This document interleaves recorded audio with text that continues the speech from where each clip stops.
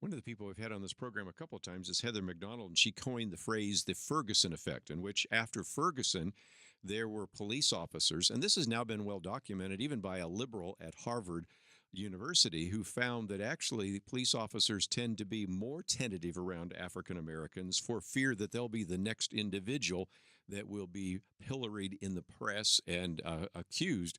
So, at a time when, first of all, we don't have enough police officers, you have some that are afraid to do the kinds of things you used to do in terms of police work. True?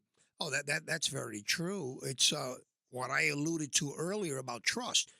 A lot of folks in the African American and Hispanic communities no longer trust us. They Oh, don't sure. call us, and when we show up, it just seems that there's a lot of resistance to our being there. And so again, when these things become very difficult to deal with, and we can't deal with them based on that, a program where they, again, it's trust, it's consent within the constitutional context, and then we'll see it morph into a monolith, a Yeah. policing state.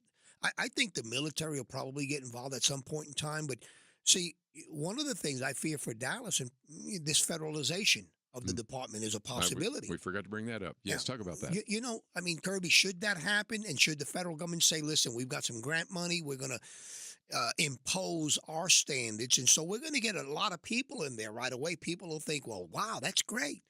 But at what expense? It'll come at the expense of your local sovereignty.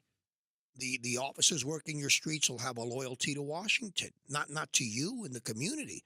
And so we're going to get away from a local policing uh, the department, or should I say, a local sense of obligation to the citizens who pay you and that you work for them. It'll be I'm a federal employee, so you know what? This is the way it's going to be.